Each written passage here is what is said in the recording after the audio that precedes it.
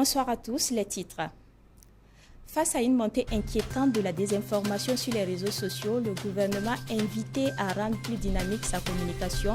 De son côté, il demande à la population de se référer aux médias officiels et aux pages institutionnelles.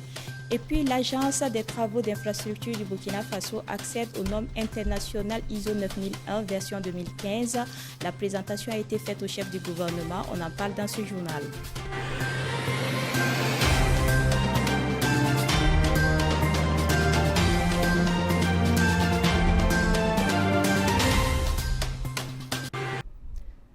Bienvenue au journal. La Commission des informatiques et des libertés civiles veut un nouveau bâtiment pour mieux travailler.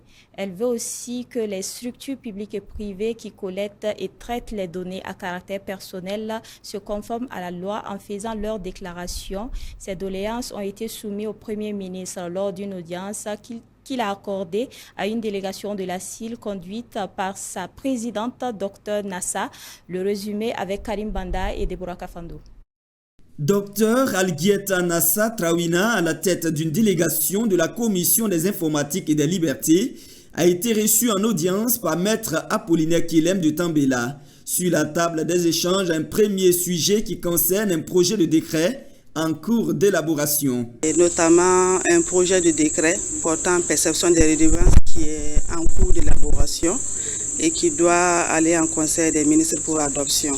Donc on a jugé opportun déjà de venir s'entretenir avec Monsieur le Premier ministre sur ce dossier pour déjà lui donner l'information et recueillir également certaines orientations s'il y a lieu pour mieux finaliser le projet de décret avant que ça n'arrive en conseil des ministres. Le deuxième point abordé à cette audience porte sur le bâtiment qui abrite la CIL. On a profité d'échanger également avec Monsieur le Premier ministre sur d'autres aspects, surtout les questions de bâtiment de la CIL, parce que la CIL actuellement abrite un bâtiment en location avec certaines difficultés qui se présentent et on a souhaité lui en parler pour voir quelle orientation pouvait être donnée pour permettre à la CIL non seulement de disposer soit d'un nouveau bâtiment ou dans quelle mesure on peut l'accompagner à mieux réhabiliter ce bâtiment. Le troisième et dernier point de cette rencontre porte sur l'utilisation des données à caractère personnel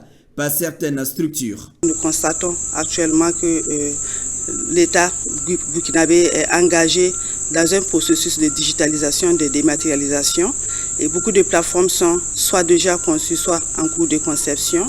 Et bien sûr, dans ces plateformes, on constate également que des données à caractère personnel sont manipulées. Soit en voulant s'identifier, on a besoin de préciser toujours son nom, son prénom et sa date de naissance ou d'autres informations qui sont considérées comme données à caractère personnel. Donc il est important que ces structures puissent déjà se conformer à la réglementation en procédant à cette déclaration ou en accomplissant les formalités préalables.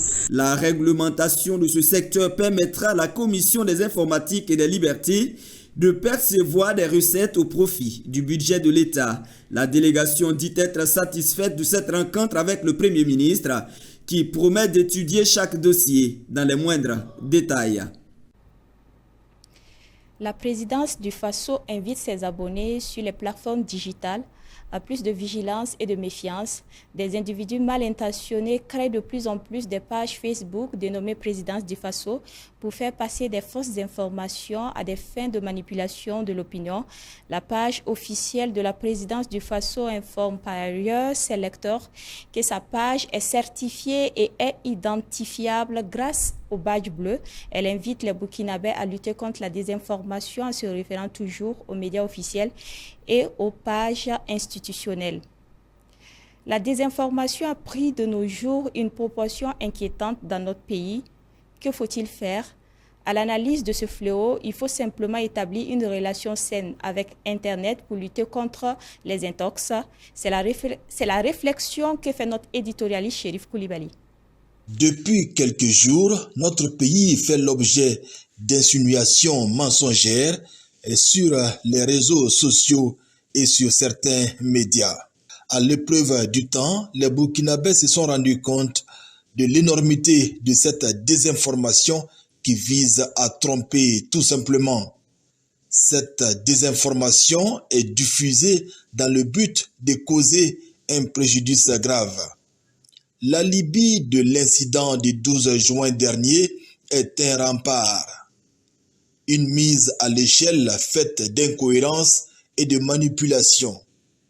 Nous l'avions suggéré, pour lutter contre la désinformation, il est important et même essentiel d'avoir une relation saine avec Internet en luttant efficacement contre les diffuseurs de fausses informations.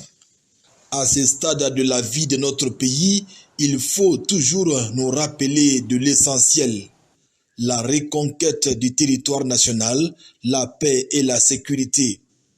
Que gagne-t-on en nous transformant en bourreaux de la nation? Absolument rien, si ce n'est de maintenir notre pays dans un éternel assistanat. Vilipender, manipuler, désinformer comporte toujours les germes de la division et de l'absurdité. Que des médias internationaux se rendent coupables de désinformation peut être compréhensible, mais que des Burkinabés qui ambitionnent se donner un destin national le fassent nous ramène à plusieurs interrogations. Que reste-t-il de leur burkindi, leur patriotisme? Il faut améliorer la communication gouvernementale en répondant aux infox et aussi en créant un cadre juridique pour maîtriser l'emprise des réseaux sociaux sur le quotidien des Burkinabés. Lutter contre la désinformation nécessite des efforts concertés à l'échelle du Burkina Faso. Le chef d'état-major des armées annonce que depuis quelque temps, des rumeurs sur les réseaux sociaux font état de mouvements d'humeur et de mutinerie dans certaines casernes militaires. Dans un communiqué, il a déclaré ces informations infondées et mensongères sont l'œuvre d'individus et de groupuscules mal intentionnés au dessein funeste. Le chef d'état-major général des armées rassure les populations qu'il n'en est rien et que ces allégations visent à semer le doute et à créer la psychose dans l'opinion publique. Ce communiqué de l'état-major vient à point nommé pour éclairer la lanterne de la population qui commençait déjà à se poser des questions. Certains citoyens se sont indignés du comportement malveillant de ces Burkinabés qui œuvrent pour que le pays sombre dans le chaos. La réaction avec Annie Gladys Da et Madeleine Tiendrebego. C'est un véritable phénomène aujourd'hui qui se pose et ça fait beaucoup peur et ça suscite beaucoup d'inquiétude parce qu'on ne sait pas où on va avec ça. Ça crée tellement des informations éparses et souvent tellement fausses que vous ne savez même plus laquelle information est juste, à laquelle il faut se tenir. Même des choses qui sont évidentes, on va vous présenter ça comme des montages. Donc tout ça pose un problème. Et surtout dans un contexte de lutte contre l'insécurité, nous estimons vraiment que les citoyens doivent faire preuve de responsabilité, essayer d'être un peu plus responsables dans l'usage des réseaux sociaux. On a la liberté, mais est-ce qu'on a la liberté de tout dire? Surtout quand ça va contre l'intérêt de la nation. Nous n'avons pas peur. Je ne pense pas qu'il y ait au Burkina Faso des gens qui sont au Burkina. Si ils se sentent menacés par ces manipulations, c'est qu'ils ne sont pas convaincus de la trajectoire qu'on a prise. Sinon, un citoyen patriote qui aime le Burkina et qui vit ces réalités, nous ne devons pas nous laisser berner par ces fake news, ces industries d'intoxication. Parce que c'est des médias qui sont payés pour ça. C'est des chancelleries, c'est des présidents des ONG qui les déploient pour ça. C'est des entreprises qui travaillent au compte de ceux qui sont contre nous, de ceux qui veulent nous recoloniser. Avec la déclaration du chef d'état-major général des armées, je dirais qu'il n'avait pas besoin de le faire parce que la jeunesse burkinabé a compris le plan des apatrides. Voilà, c'est leur plan comme ça parce que c'est ce qui a été mis en scène en 1987 pour déstabiliser le pays. Donc c'est cette même scène qu'ils reviennent avec, mais c'est peine perdue parce que c'est du pur mensonge. J'ai un appel en tout cas à la population burkinabé de rester serein, de faire confiance à nos autorités voilà, qui se battent jour et nuit pour en tout cas la reconquête du territoire du Burkina Faso. Je ne prends pas les réseaux sociaux là comme chose qui est vraie.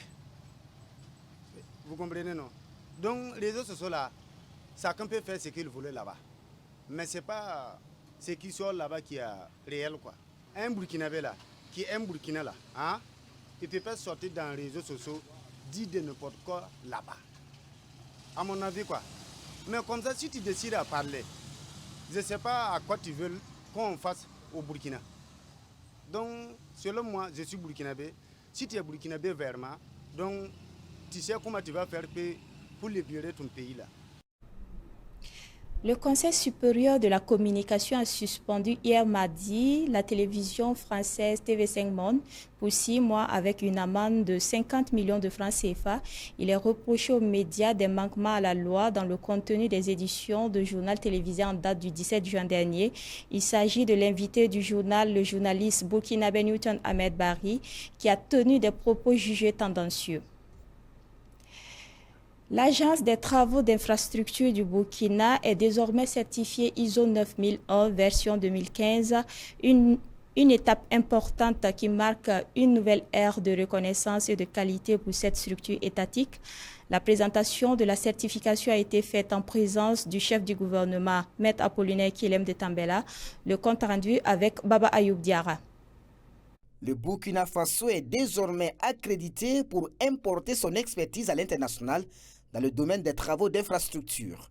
L'organisme britannique British Standards Institution, dont le but est d'accompagner les nations et institutions à mettre sur le marché mondial des offres et services de qualité, délivre une certification à l'Agence des travaux d'infrastructure du Burkina Faso. Une distinction qui fait la fierté du premier responsable en charge des infrastructures. L'excellence n'est pas une question de gêne ou de chance, mais le résultat ultime d'un long travail, de la soif d'apprendre et de progresser. Par conséquent, vous devez travailler constamment à vous améliorer, à vous donner les outils nécessaires et à vous efforcer de faire le meilleur possible. Ce certificat est une consécration. C'est la reconnaissance que l'AGETIP est dans le cercle très restreint des organisations modernes et performantes, dont la gestion est reconnue conforme aux standards internationaux. Présidé par le Premier ministre Apollinaire Kilem de Tambela, cette reconnaissance internationale est le fruit de plusieurs années de dur labeur. Il n'y a pas de héros solitaire. Cette certification que nous célébrons aujourd'hui n'est pas le mérite du directeur général ni de son personnel. C'est le fruit des efforts de tous. Et je voudrais dire à toutes celles et ceux qui ont cru et soutenu l'AGETIP, merci, merci. L'Agence des travaux d'infrastructure du Burkina est la première structure du ministère des Infrastructures à être certifiée ISO 901 version 2015. Elle est aussi la plus jeune société d'État à être certifiée et la première maîtrise d'ouvrage déléguée publique du Burkina à recevoir cette reconnaissance. Au Tchad, une explosion tragique s'est produite dans la nuit du 18 juin 2024 dans un dépôt de munitions militaires à Goundji, à N'Djamena. 9 personnes ont perdu la vie et 46 autres blessés selon un bilan du gouvernement. Le président Mahama Déby a rassuré qu'une enquête sera ouverte pour déterminer les causes et situer les responsabilités. Ainsi s'achève ce journal. Merci pour votre fidélité. Karim Banda vous retrouve demain pour une nouvelle session d'information. Au revoir.